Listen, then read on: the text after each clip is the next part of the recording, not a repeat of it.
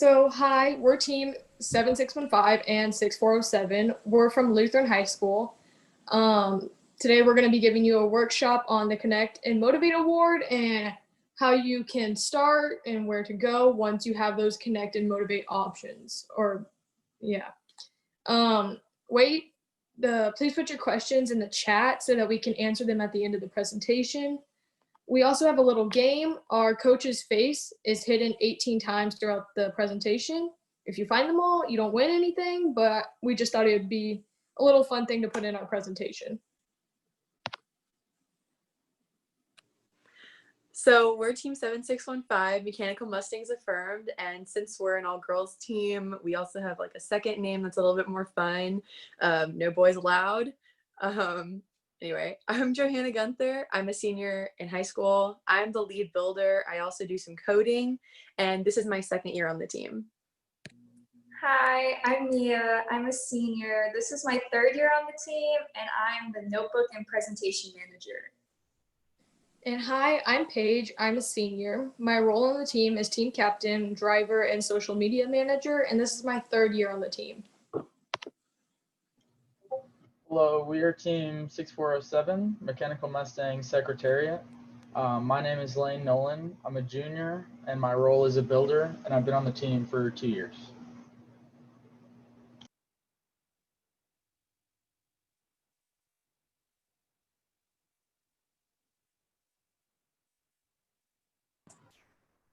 Colin or James, you're muted.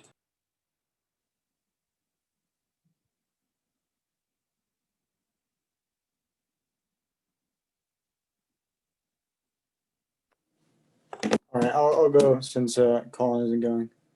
My name is James Jewell. I'm a junior, and I'm a builder and driver, and I've been on the team for 3 years. Can you hear me now? Yes. Okay, sorry.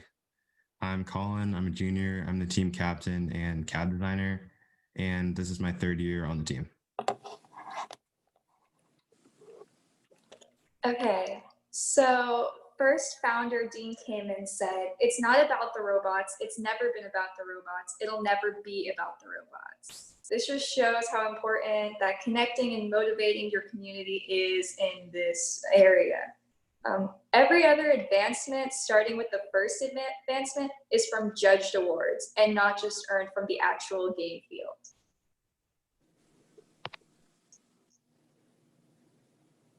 Okay, so the first award that we're going to be talking about is the Connect Award. A team wins this by connecting the dots between community first and the diversity of the engineering world. Your team should try to seek and recruit engineers as well as explore opportunities available in engineering, science, and technology.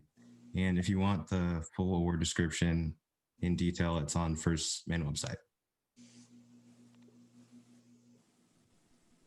So you're a new team or just looking to make connections. Great ways to make connections are through your parents. Like a few years ago, we had a parent who worked at Toyota, and through him, we were able to present and tour there, and that was just a really cool experience. You can also find connections through teachers. They may know someone that can get you into like different institutions or places to present and tour. Another good way is to follow the businesses or places you want to tour or present at on their social medias and DM them and be like, hey, we're a team 6407 and we are part of First Robotics and we would love to tour and present with y'all. Some ideas for your teams are touring, like I said, presenting lunch and learns that we'll give a little more information on those in a little bit, and just getting mentors to mentor your team. Okay, so these are some of the things that our team does to connect with others. The first picture is us working with a mentor from USAA. His son was practicing on the soccer field outside of our robotics building, and he came in and asked us about robotics, and we told him what we were doing. And he invited us to come present at the USAA Innovation Labs and get a tour there. And we were able to make a strong connection with him. So he came back again and helped us with problem solving stuff early on in the season and taught us about some of the stuff that he does at his job. The next picture is us getting mentorship from an engineering major at UTSA who was actually on our team a few years back. The next one is us presenting. I'm so sorry. The next one is us presenting at the UTSA engineering department. And some of the engineers came up to us after, and we talked to them about the functions of a robot. And for the pictures popping up.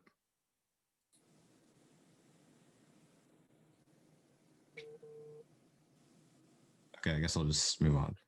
The last picture, which I don't think you can see, is us visiting SAMSAT and learning about the history of science and technology. Okay, so a couple of ways our team, the all-girls team, connected last season was we toured and presented at the Southwest Research Institute, and then below that picture, you can see us presenting at the University of Incarnate Word here in San Antonio. We did that multiple times throughout the season. And then if we go back to the top, we are having a lunch and learn. We had various lunch and learns this year. A lunch and learn is basically when we have a speaker who's in the STEM world come and talk to us about kind of what they do during lunch. And then below that, 2 of our members were asked to present on a panel at the Texas Women and Girls Summit. So it just shows how important having connections is. And I know at a time like this, it's really difficult to like go out and do these tours at these really nice facilities, but lunch and learns are still a really great option because we've had many instances where instead of the person coming in physically, they talked to us through video chat and they were still just as engaging and interesting. So really recommend those.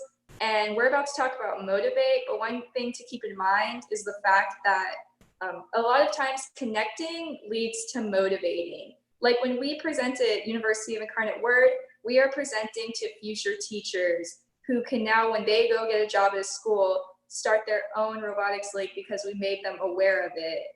And then when we went to the Women and Girls Summit, the lady in the picture was asking us to make a video for the Girl Scouts about confidence. So just a great thing to think about.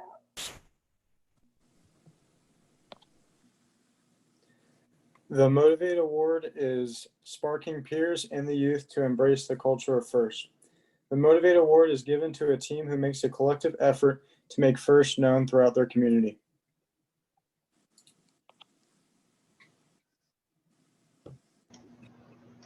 So motivate ideas for your own team. One way you can motivate in your community is by getting younger kids excited and involved with robotics.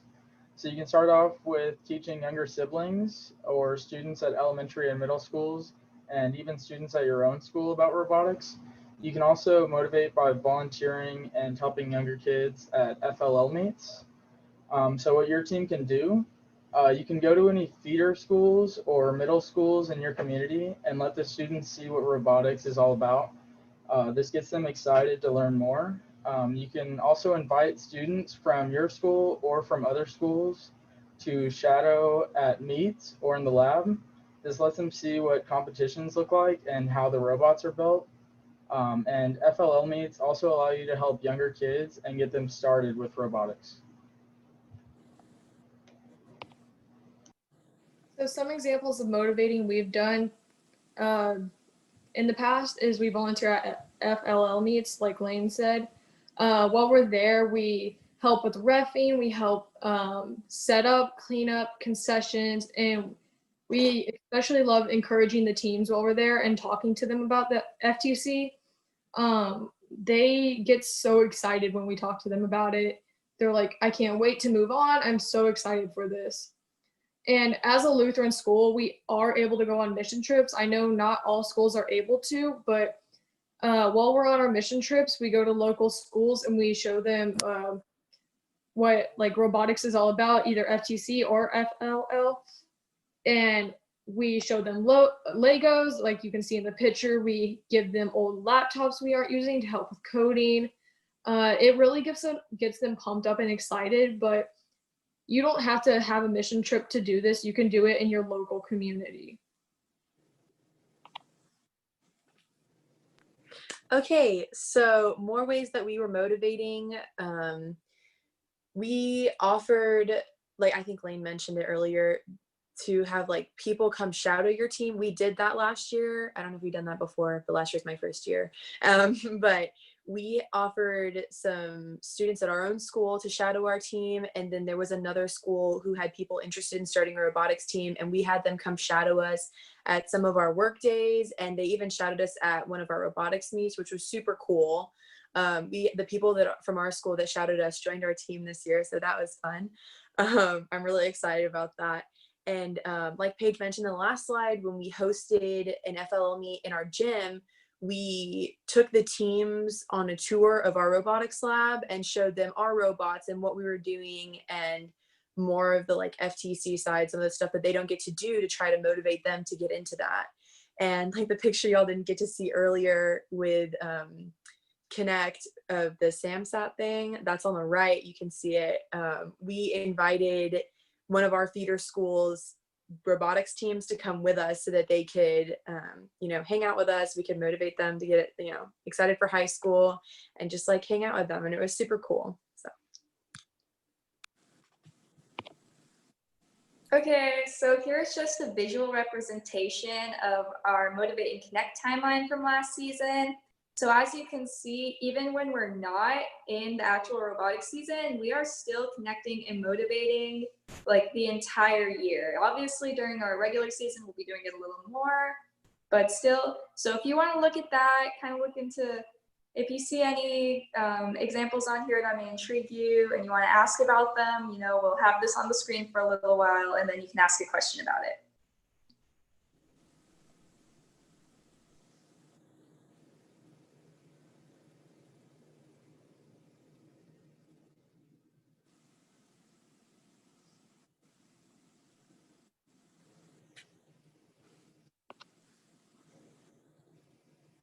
okay, so now we're going to open it up for any questions you have. I don't think anybody's said anything in the chat yet. Oh my gosh, something popped in. Wow. Oh, shoots, he said something. Oh, are we planning on going on mission trips? We are planning to go back to Guatemala in 2021. We did have a mission trip planned this summer to go to Puerto Rico and help set up a FLL team. However, that did get canceled to COVID, but we still are working on going on mission trips in the future.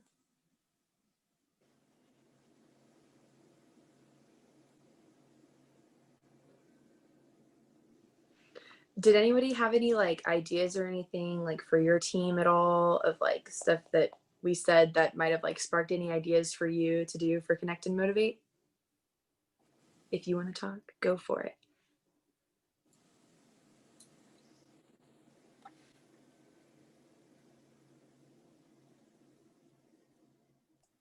You have a chat from Rachel that says, what are some examples of lunch and learn?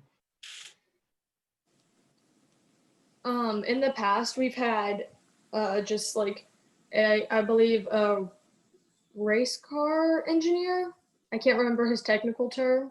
We've had people from Bell Helicopter, Society of Women in Engineering. We even had a man come in that works on like organizing your company or team so that you can limit how much like time you're wasting, if that makes sense. Like he just made it so you were more efficient. You can get anyone to do a lunch and learn really, because you'll always be able to learn something about them that will help your team.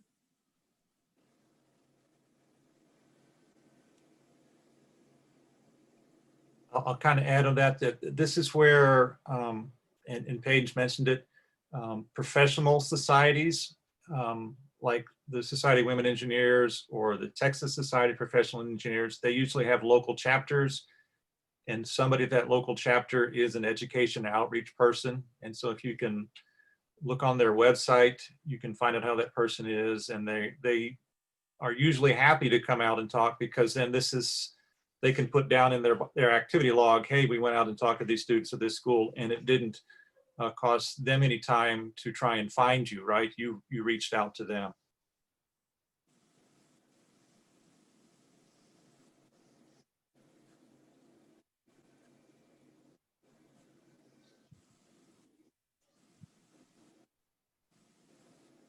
I know it's kind of quiet. We intentionally wanted to have a discussion, and so that's why you see my big mug on one of the doll heads there.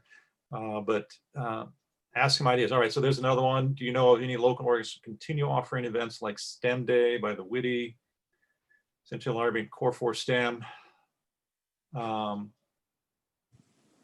I'm thinking, you know, a lot of these things are changing. I know the Core 4 STEM is through the Hispanic Chamber, and that's normally November, and a lot of things this fall are still kind of shut down. A lot of them are going virtual. So the best answer to that, Joy, is to get on their websites, I think, and just start reaching out to them. All right, so I'll be quiet, and students can answer from Danielle, your favorite part of robotics. And then Caleb, yeah, and then Caleb, is most of our local on-site activities have been canceled. And so I think this is where the Zoom stuff, but all right, so students, what is your favorite part of robotics from Danielle? I can go first. So my favorite part of robotics is definitely motivating. I mean, I love motivating the younger kids. It makes me so happy because connecting is kind of how other people who are already more experienced motivate us. And so getting to do that to other people, I really just love that. And I'm not a builder, so it's just, yeah. I can go next. My favorite parts are honestly like meet days when you're hanging out in the pit with your team, even though the day's kind of stressful because normally something goes wrong always, but just like hanging out with your team and talking about what you can do better is just so much fun to me personally. I agree with Paige. Like our like team communityness is like my favorite part. Having like our work days are so much fun. We usually bring in like breakfast or something. Like we have like breakfast tacos if we come in on a Saturday, and we just hang out all day. We watch like Phineas and Ferb while we're working. Just like whatever we kind of like want to do while we're still being productive, and it's just super fun. Yeah. I can go. So I just like having a group of friends to like hang out with, and it's also fun just like working on projects together. So like it's just a fun like group of friends to come together to build something. And I also really like the competitions, just getting to meet other teams and see different cool designs of their robots. So yeah. Working on a team with other people, and then my role in the team is CAD, so I like doing a lot of that too. My favorite part is like working with a team and driving the robot, because that's fun. All right, so Giovanna asks, is it better to have live meetings or pre-recorded messages? I think the preference there is live, but they don't have to be in person. So we could have pre-recorded this, but then we would miss out on some of the questions we're getting here. And as a teacher, I don't know, some of my students are like, yeah, shootsy teacher, crazy man. I tend to have a rough outline of what I'm going for, but then the questions the students bring up kind of direct me more. So I think that's good. And then tips on organizing workstations during robotics meets. So Landon, if you can, are you talking like COVID prevention stuff? If you could clarify that, I'll come back and try and address that. And then, so, all right. So from Joy, students, if you could talk about how in the world do you balance busy school work and various FTC? And so in the interest of time, two of the three ladies on the presentation panel are in cheer, and I think all three of them are on student government. And then, and Johanna, I think, has done management duties on some of the sports teams. And then I know two of the boys are on basketball, and maybe one or both or more, or the third is on soccer. And so they have, and then they're probably all on pre-AP classes or AP classes. So now speak to how in the world do you manage to keep up with schoolwork and FTC and all the Motivate Connect stuff? I can talk about that. For Team 7615, we have time set aside every Friday to come in as a team and work together. Like, that's when we get the most done because we have that time set aside and planned for. Like Monday through Thursday, you can come in if you like, but if you're too busy to, then that's fine. Like, you're not required to come. So having time set aside to come in with your full team and practice or build or code or notebook or whatever, that's just really important to like manage everything you do.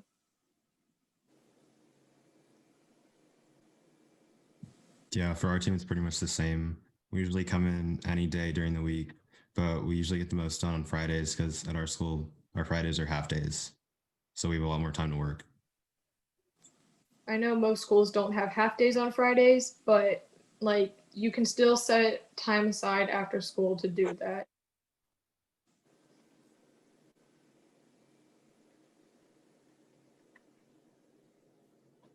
What have you learned through robotics? And then we'll try and get to Cameron's question about connecting during pandemic. So besides working on code and assembling things, what are some things you've learned through robotics?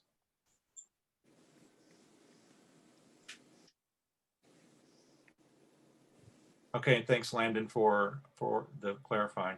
I guess I'll start with this one. I've learned how to like communicate better with like as a team, because when it comes to robotics, you really have to like engage with your team a lot. And sometimes I prefer like doing stuff alone, so I like don't have criticism, but it's really good. I've learned kind of how to like talk more. I think as a team, we've all learned how to like talk more so we're like on the same page all the time. And so that's just me. I've learned how to better teamwork, I guess.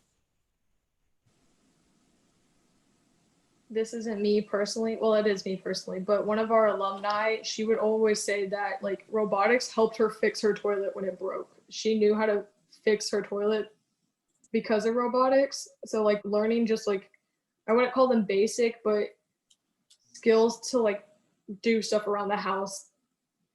I've also like public speaking, like presenting to the judges. I know I'm not the best at public speaking, but I've gotten a lot better because of robotics. It just helps all around, honestly.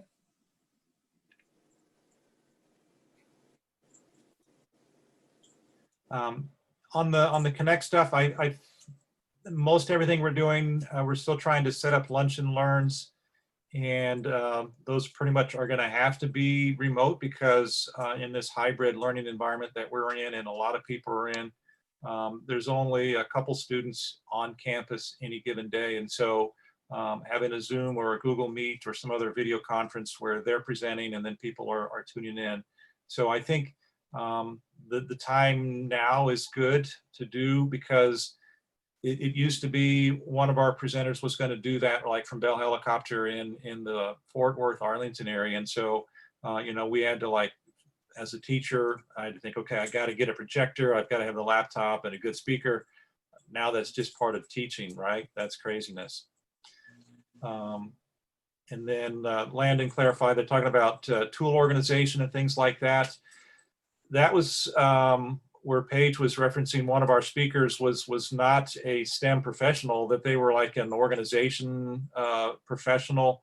And there's like, I don't know, there's like a 5E or a 6 Sigma, but it talks a lot about waste. And, you know, we've moved our shop and cleaned it up in different ways every year. And so now this year, we've gotten the workbenches out of a general area and into more of a room space so that people that are just in the shop for another class just don't come by and pick up mechanisms that we were working on. And then the parts drawers are now in that same space. They used to be in the machine shop. And so taking that extra 30 feet and walking to put something back in the parts drawer, now it's right behind the workbench. So I don't know, whenever we can meet in person and build robots again, we'll see how that goes. But everything has a place and in its place is kind of the mantra, but that's not how we've lived typically. So that's an area we got to keep working on. We got a minute or two and then you'll jump into another session. So last questions. And I think you can go to the last slide so people, if they want to jot down the contact. Yeah. Okay. As Dean came in, our founder says, at our competitions, only one robot wins, but we want all the kids to win. That's really what we're about. How do you reach and impact more kids?